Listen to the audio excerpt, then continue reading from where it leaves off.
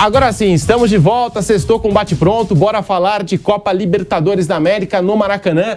1-0 para o Flamengo, com o show dessa dupla, fizeram fusão de novo, Bruno Henrique e Gabigol, 1-0 para o Flamengo, Mauro. Tinha muita gente, antes da bola rolar, e eu me coloco nessa, esperando 2-0, 3-0. A gente falava até aqui no programa, Olímpia que trocou de técnico, que não vive uma boa fase, e a gente esperava, acho que um placar mais elástico desse Flamengo, Mauro César. O que falar da atuação do Flamengo ontem? O Flamengo fez um jogo razoável, né? Não mais do que isso. E o Olímpia claramente se mobilizou para esse jogo, né? Um time que não vence desde junho, que já foi eliminado lá na Copa do Paraguai, que tem, ele só não é o último do Campeonato Paraguaio, porque nos critérios de desempate ele fica em penúltimo, né? Mas são só 4 rodadas, mas sem vitória. Então é um time que está em crise, né? Muita gente olhou antes do jogo de ontem para a tabela de classificação na fase de grupos, viu que o Olímpia teve a segunda melhor campanha, atrás só do Palmeiras.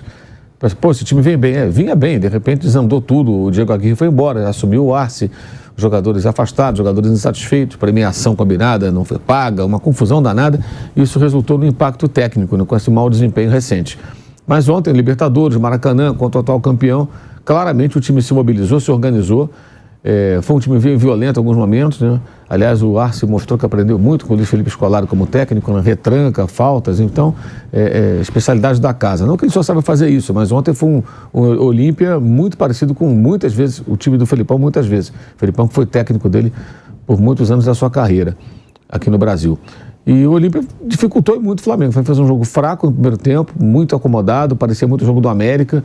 Não foi um time intenso, marcando o adversário no seu campo, dificultando, procurando finalizar, não. Foi um jogo lento, cadenciado demais, que não assustava o adversário, né? Tanto que deu uma finalização só de dentro da área no primeiro tempo, né? E no segundo tempo foram mais 9, todas dentro da área. Então no segundo tempo foi um time que criou mais, não foi excelente, mas melhorou e fez o gol rapidamente, né? O gol foi até resultado de uma mexida, algumas mexidas foram feitas pelo técnico, né?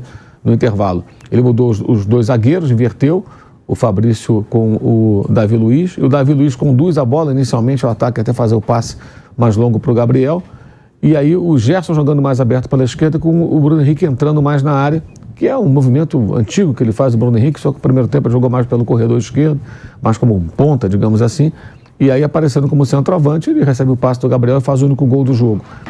O Flamengo não merecia mais do que 1-0, não. Teve algumas chances, o Davi Luiz cabeceou uma bola sozinho e o goleiro fez uma grande defesa, uma jogadinha ensaiada do Everton Ribeiro, com o Everton Ribeiro, mas eu acho que o Flamengo, pelo que fez, a vitória por um gol está de bom tamanho.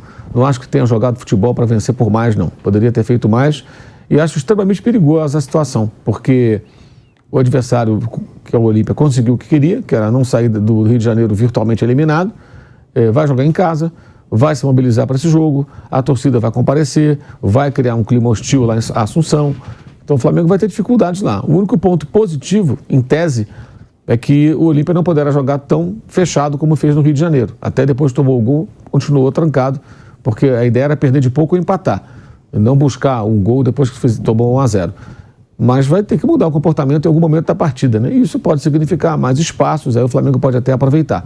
Mas vai ter que jogar bem, vai ter que jogar com outro espírito, porque deverá ser um jogo bem perigoso. E o Olímpia tem tradição, além de ser um tricampeão da Libertadores, tradição de atrapalhar times brasileiros.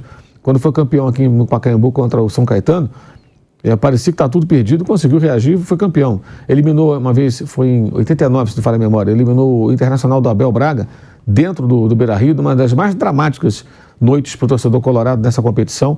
E no ano passado eliminou o Fluminense na primeira fase, antes da fase de grupos. Também do Abel Braga, né? Eliminou o Inter há 2 anos. Também há 2 anos. O Inter tem um problema sério com o Olímpia. E, então, assim, todo cuidado é pouco. Se o Flamengo vacilar, fizer um jogo ruim, tiver uma atuação abaixo, não for um time muito competitivo, pode se complicar. Perdendo por um gol mesmo, vai para os pênaltis. O Fluminense foi assim no passado. E, de repente, é eliminado da Libertadores por uma equipe que é bem inferior. E que vive uma crise, que não vence desde junho. Então, acho que foi o resultado justo pelo que foi a partida. Numa partida que não foi boa do Flamengo, não. O Flamengo que tem ali, inclusive, algumas questões internas importantes. Parte dos jogadores não gosta do técnico, porque o técnico é de pouca conversa, ele barra e não dá muita satisfação, não dá nenhuma satisfação. Tem jogadores que ficaram meio encostados, Varela, Rodrigo Caio, Pablo, né, que até jogou agora em algumas partidas como contra o Atlético, mas por uma necessidade. Mas outros não. O próprio Bruno Henrique fez o gol, foi lá abraçar o técnico, até porque o Bruno Henrique deve gostar bastante dele. Porque o São Paulo adora o Bruno Henrique. Já no tempo de Santos, ele cornetou bastante quando o Santos o vendeu para o Flamengo. Ele queria ter o Bruno Henrique. Ele não teve o Gabigol, que não renovou o empréstimo, foi para o Flamengo. Ele estava acabando de chegar. Era a dupla do ano anterior, Gabigol e Bruno Henrique, 2018. Ele chegou em 19. Aí o Flamengo vai e leva o Bruno Henrique. Ele, de cara, talvez tenha sido a primeira bronca do São Paulo no Santos. Pô, vai levar o Bruno Henrique? O Santos precisava do dinheiro, vendeu o jogador. E ficou muito claro quando o Bruno voltou a treinar e foi liberado para jogar, a pressa do São Paulo para colocar para jogar. O que explica também a barração do Pedro em vários jogos. Ele não ser o titular sempre. Né? E o jogo mostrou isso. O jogo foi resolvido pelos dois de novo. Na semana passada contra o Grêmio, primeiro gol, jogada de Wesley, passe do Bruno Henrique, gol do Gabriel. Ontem, jogada começando com o Davi Luiz, passe do Gabriel, gol do Bruno Henrique. Os caras se entendem, eles resolvem jogos. Então, assim, a concorrência aumentou para o Pedro, porque o Bruno Henrique voltou. Tanto que ele só foi titular. Aliás, o Pedro, desde que saiu do Fluminense, ele só foi titular quando o Bruno Henrique se machucou. Não foi titular no Fiorentina, não foi titular com assim, absoluto, a 9 é sempre dele, a posição de centroavante. Com nenhum dos técnicos, Jorge Jesus, Domenech, Rogério Ceni, Renato Gaúcho, Paulo Souza, Vitor Pereira. Vitor Pereira ele foi titular, porque esse não trabalhou com o Bruno Henrique, né? Ele já herdou Dorival no começo, e o Dorival estava dizendo aqui outro dia, quando se machuca o Bruno Henrique, ele põe o Vitinho num jogo, no outro Arão, e muda ali o desenho tático do time. No terceiro jogo, sem o Bruno Henrique, ele põe o Pedro com o Gabigol, que é contra o América. Então o Dorival demorou um pouquinho, não foi assim instantâneo. Os primeiros jogos ele não pôs o Pedro titular, ele vinha do banco. Então, ontem o jogo mostrou isso.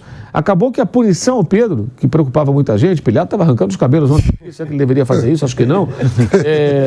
Porque, não, se o Pedro faltar, fizer falta, não sei o quê. A gente dizia, acho que tem uma questão maior aí, que é uma questão disciplinar. O jogo vai ter que se virar sem ele. E o time se virou sem ele. Na verdade, ele não fez falta, porque o jogo foi decidido pelos jogadores que formam a dupla ofensiva. Embora ele até pudesse entrar e fazer um gol, quem sabe, o Pedro é bom atacante, isso é inegável.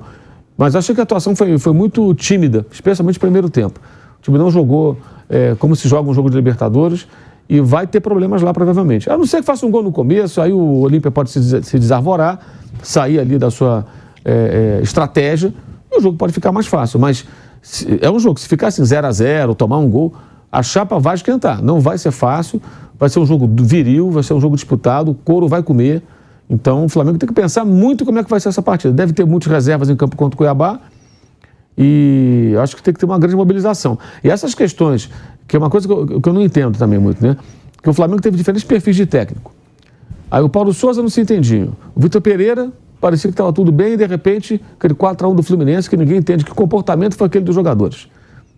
Com o Mário Jorge contra o Maringá, perderam uma atuação vergonhosa. Já com o São Paulo já teve o Nublense, um empate ridículo, os 4-0 lá do Bragantino, uma coisa vergonhosa aquela atuação. Não por perder para o Bragantino, mas a maneira como o Flamengo perdeu, não chutou nem uma bola no gol naquele jogo, depois de 10 dias treinando, se preparando. Então, o que eles querem? Os jogadores eventualmente... O técnico que não conversa, eles não gostam. O técnico que é parça, que nem o Renato, não ficou. O Rogério compôs com todo mundo, escalou todos os caras mais importantes. Quando foi demitido covardemente no meio da madrugada, ninguém se manifestou. Não vi nenhum jogador falar assim, pô, mas a gente gosta do Rogério. Por que não foram lá? São lideranças do Dorival. Vai no dirigente, vai lá, olha, a gente gosta do cara, tá jogando desfalcado, espera um pouco. O Dorival saiu, não foi renovado o contrato. Então, assim, eu não entendo. E o Flamengo é que tem que se posicionar. Quem contrata o São Paulo sabe que ele é um técnico que vai ficar pulando na beira do campo. Tá? Ele vai pedir contratação, ele vai reclamar e ele não é de dar muita conversa. Aliás, ele é um argentino nesse aspecto que me parece um estilo meio de muitos técnicos europeus.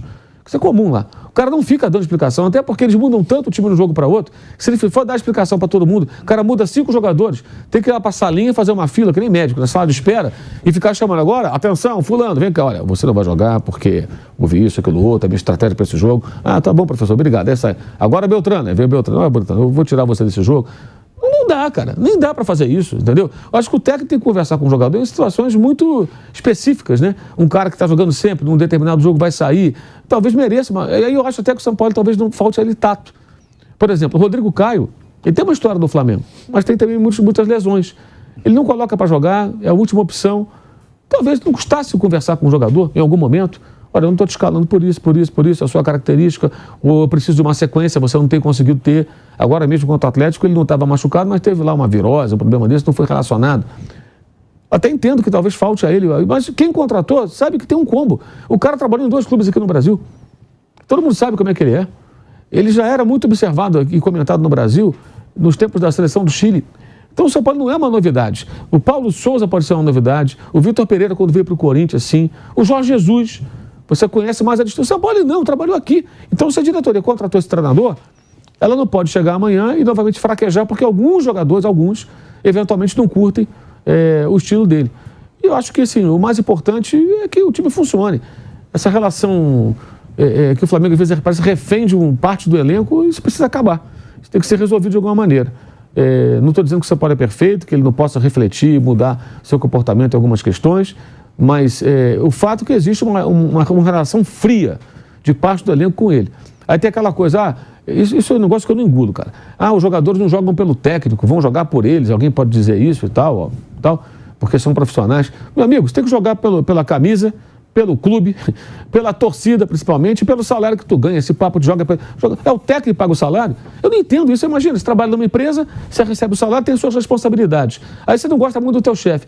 Eu não trabalho pelo meu chefe, trabalho por mim mesmo. Então você tem que trabalhar pela empresa que te paga, pela sua responsabilidade profissional. Faça o que fizer da vida. Você pode ser o quê? Pode ser jornalista, bancário, engenheiro, médico, motorista de ônibus, lixeiro, professor, não importa. Que papo é esse? O futebol tem esse negócio. O jogador não joga pelo técnico. O que é isso? É o técnico que paga salário? Eu não gosto do técnico, então não joga pelo técnico. Eu não entendo isso. Sinceramente, não consigo entender. E acho que em 2023 eu escuto esse tipo de conversa desde que eu acompanho o futebol, desde os anos 70. Por que o jogador? Não é só no Flamengo, em vários lugares. Então, se o técnico não for um grande parça, agregador, o cara não joga pelo técnico. Vai jogar pelo time, meu camarada. Vai jogar pela torcida. 67 mil pessoas ontem no Maracanã. Quer mais o quê? Voo fretado, salário em dia, não atrasa salário há mais de uma década no clube, o Vampeta não teve essa sorte. Ajudei, né, Mola? Botar tudo na Pois casa, né? Há uma década que não atrasa salário, o CT é de primeira, tudo do bom e do melhor. O que falta? Disputa títulos, ou seja, você às vezes não é titular, mas está sempre ali brigando por campeonato. Então, vamos pegar, quer sair do Flamengo hoje jogar no Vasco, que virou SAF, que é o grande rival do Flamengo, que é o Vasco? Quer trocar? No Vasco tem outros problemas, tem vários problemas. Pergunta ao jogador do Vasco se não quer jogar no Flamengo. Quer ser reserva do Flamengo? Eu estou falando do Vasco, não é por provocação ao Vasco, não. Pelo momento, porque são os dois rivais. Você pega o momento de um e do outro. Pega o cara que está no Vasco e fala, fulano, você quer jogar no Flamengo? Quer ir para lá? Mas você vai ser reserva. Opa! Duvido! Vai correndo. Como há alguns anos era o contrário. O Vasco era forte, o Flamengo uma bagunça danada. E qualquer jogador do Flamengo queria jogar no Vasco. Tinha Edmundo, tinha Havaí, aquela turma Juninho Paulista, Juninho Pernambucano. E o Vasco era forte, tinha um monte de jogador meia boca no Flamengo. Seria o inverso. Então eu não entendo isso. E acho mais. Se tem diferenças, vários jogadores experientes, com tamanho, vai lá e fala, cara. Conversa com o técnico, conversa com o dirigente. Aquela coisa do Pedro lá, ele colocar de pressão psicológica, sei lá, o que é psicológico e tal. Foi perguntado ontem ao Sampaoli, ele até se esquivou, não quis se aprofundar sobre isso. Tem que falar, não adianta colocar na rede social, amigo. Vai lá e fala, conversa, resolve lá, olho no olho, meu irmão. Sabe? Então, esse negócio me incomoda bastante. E isso eu acho preocupante, porque problemas que existam de relacionamento não podem ir para o campo. E aí cabe, sim, aos dirigentes, às pessoas, aquela gerentada toda do Flamengo, essas pessoas que trabalham lá, estarem atentas e corrigir isso. Antes que seja tarde demais. Se o time não se mobilizar para jogar contra o Olímpia como deve ser, corre o risco sim de ser eliminado. Tem que fazer uma partida séria, respeitando pra caramba o outro time, que vai jogar o jogo, chamado jogo da vida, e já deu para perceber. Ontem a minha dúvida era, como é que vai se comportar o Olímpia? Vai ser o time que vem mal lá no Paraguai ou vai mudar? E mudou. Claramente mudou. Seguiram direitinho tudo que o Arce pediu, se defenderam, picotaram o jogo e tal. Sim, mas a estratégia era essa e os caras executaram tudo conforme o técnico pediu. E quase saem com 0-0. Mas um pouco levavam um empate para o Paraguai. Levaram lá 1-0 e vão agora buscar um resultado de uma vitória simples que leve para os pênaltis, que para o Olímpia já vai ser interessante pela disparidade entre as equipes, técnica, financeira e tudo mais. Ô Mauro, até a gente conversou na segunda-feira no Reis da Resenha com o Alberto Valentim e ele disse que tem uns contatos ali no Atlético Mineiro, uma conversa do Vampeta do nosso pilhado com o Alberto Valentim, e ele disse que os caras do Atlético falaram para ele, o Sampaoli não tinha relação nenhuma com os jogadores do Atlético. Só treinava o time, mas tipo assim, não tinha relação pessoal com nenhum dos atletas do Atlético Mineiro. E eu acho também o que é preocupante desse Flamengo com resultados de 1-0 indo lá pro Paraguai, é que o Flamengo fora de casa quase sempre deixa a desejar, né, Mauro? Eu tô tentando lembrar aqui de uma grande atuação do Flamengo nessa temporada fora do Maracanã até. Mas assim, sempre deixa a desejar fora de casa o Flamengo. Tem tido algumas partidas que são razoáveis, né? Assim, por exemplo, agora com o Atlético Mineiro foi um jogo razoável para bom. A do Grêmio foi bom. O Grêmio foi boa, contra o Palmeiras, o segundo tempo foi muito bom, o primeiro foi ruim. Eu acho que a questão é assim, elevar esse jogo muito a sério. E essas questões, elas têm que ser deixadas de lado. Isso tem que ser uma questão menor. E essa questão, você vê, o Alberto falando sobre a questão dos jogadores do Galo. Cara, isso é algo que circula no meio. As pessoas sabem que o São Paulo é assim. Então, por que contratou? Essa é a pergunta. Você contrata o cara e depois vai descobrir que é assim? Então a diretoria, em algum momento, tem que entrar em ação, detectar quais são os focos de insatisfação. O jogador pode até ter razão, de repente gostaria que o tempo. Cara, se ele é assim, cara, quantos trabalhadores gostariam de escolher o perfil do seu chefe, cara? Sabe? E não podem. Eu sei que o futebol tem suas peculiaridades, que não é tudo igual, mas às vezes tem que usar um pouco o paralelo do que é a vida dos seres humanos normais, que não são astros da bola, e tentar, cara, qual a dificuldade? Vai lá, treina, faz o que o cara pediu e joga. Mas não toma cafezinho, não conversa, não brinca. Paciência, o Jorge Jesus cobrava pra caramba. Talvez tivesse mais carisma no trato dos momentos de descontração, de tirar um sarro, de brincar. O português talvez fosse mais hábil nisso. Mas era um cara super enérgico. Ontem os caras foram até comemorar com o São Paulo. Pois então, alguns jogadores que jogam e tudo, vem o São Paulo de um jeito. O Bruno Henrique, eu acho que foi muito importante esse sinal que ele deu ontem lá de abraçá-lo. Porque o São Paulo tem bancado bastante o Bruno Henrique. Você vê, a própria questão do Pedro, porque o São Paulo prefere o Bruno Henrique, entende a sua importância e desde o começo tem colocado para jogar. Eu lembro até que logo no segundo ou terceiro jogo, ele jogou 45 minutos de uma partida, não lembro exatamente qual. E teve gente questionando, será que não é cedo demais? E na época eu cheguei a falar, cara, tá na cara que o São Paulo quer o Bruno Henrique pronto o quanto antes para voltar a contar com ele. Aí ele jogou uma partida outra, eu cheguei a dizer que, eu acho que no próximo jogo o Bruno Henrique fica de fora, contra o Grêmio mesmo. Porque ele foi titular, né? De repente vai ser o gol. Que nada, botou no jogo de saída. Ele tá colocando para correr. Para ele é o Bruno Henrique mais 10. Eu acho que é mais fácil ele barrar o Gabigol que o Bruno Henrique tiver que escolher um dos dois. Ele adora o Bruno Henrique, é muito claro isso. E eu acho que o jogador percebe isso. E não é por acaso, o Bruno Henrique é monstro do Flamengo, né? Um jogador absurdo. E ontem ele foi o melhor em campo para mim. Então você percebe um gesto de agradecimento até, porque o cara tá voltando de uma lesão, o técnico tá bancando, ele quer ver ele em campo, confia nele e ele responde muito bem. Agora, eu acho que isso tem que ser contornado, alguém tem que chegar e contornar isso aí. Perceber quais são os jogadores que estão mais insatisfeitos, que pode ter essa dose de razão, até entendo, mas tem uma coisa maior aí nisso tudo que é o clube, a torcida, a responsabilidade profissional. Questão de relacionamento, o Vampeta sempre fala aqui de jogadores do Corinthians, no momento de glória do clube, de muitos títulos que nem se falava, o técnico não curtia o jogador que não gostava do técnico, chegaram a discutir em programa de televisão, mas ganharam o título juntos, que se dane, quer dizer... do clube. Mas alguém tem que entrar ali no circuito e interferir nessa hora. O que eu não entendo, assim, o que faz tanta gente lá que não percebe isso, e a gente fica sabendo dessas coisas que a gente tem fontes, conversa com gente lá de dentro, e as pessoas passam informação, você vai juntando quebra-cabeça, vai percebendo o que acontece. Quando isso vai para o campo, que é o problema. Eu acho que essa é uma semana extremamente importante, que essas pessoas têm que, de alguma forma, tentar contornar isso para que o Flamengo não faça uma flamengada, como fazia no passado recente, ou não tão recente assim, lá no Paraguai. Ô Vampeta, o Olímpia jogou fechado na retranca, mas esse Flamengo podia ter feito mais ontem no Maracanã, Vamp. Pedro, jogando em casa, no Senado, recorde de público, né, no Maracanã, pela equipe que o Flamengo tem, até no seu banco, a gente esperava assim, pela crise que estava. Saiu a Aguirre, entrou o Tiquiassi, né, os jogadores brigando lá por premiação. O Flamengo, no momento, teve essa turbulência aí do Pedro, mas o Flamengo vem vários jogos que não perde ganhando, principalmente dentro do Maracanã, né? Você esperava que uma goleada, uma vantagem maior. Uma vantagem maior, você tem uns 2-0, 3-0, e não aconteceu. O Bruno Henrique poderia ter feito o segundo também, né? Deu uma chapada lá pra fora, só que é o seguinte, eu comecei a olhar no mundo todo. Por exemplo, você tinha um time que tinha Messi, Neymar e Mbappé. Você pega o campeonato francês e terminou com 3 pontos de frente. Só 3 pontos de frente em relação ao segundo colocado. Você pega o Bayern de Munique e o Borussia Dortmund deu título pro Bayern de Munique, com o plantel que tem. Entregou o título de mão beijada. O Napoli abriu uma vantagem lá na Itália, tudo bem, se resguardou. O Guardiola lutou, reverteu ali contra o Arsenal, ganhou um campeonato inglês, tudo com dificuldade.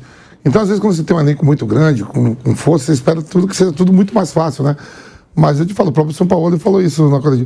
Você bota 11 caras lá que são treinados, é um tricampeão da Libertadores, que é o Olímpia, faz o seu jogo de volta no Defensor de El Chaco e lá quem vai lá sabe que é difícil jogar contra o Libertad, o Libertad não tem torcida, que nem tem o Olímpia, né? O Cerro Porteño já joga no seu estádio, que é outro. Então, parece que ia ser tudo fácil assim, né? Às vezes não é nada fácil. A própria Liga dos Campeões, tudo. A gente cobra muito assim, um resultado melhor pelo plantel que tem, pela estrutura, o que é o Flamengo na América do Sul hoje, no mundo. Arrecadei quase 2 bilhões de faturamento, mas lá quando você bota 11 caras lá atrás, é mesmo, e a proposta foi essa mesmo. Cara, todo mundo lá atrás e o goleiro bom ainda. Você tem que vencer a defesa, meio campo, tudo, ainda tem um goleiro que pega, que ele foi muito bem ontem no jogo, né? Pegando tudo. Aquela cabeçada que ele pega o Davi Luiz, até que foi em cima dele, né? O Davi Luiz cabeceou, achei que ia até... Mas se fosse também no ângulo, ele iria. Ele pegou um chute do Gerson. Quer dizer, mas é uma vantagem. Não deixa de ser uma vantagem. Poderia ser maior. Mas é o Flamengo que vai lá e eles vão ter que sair para jogar.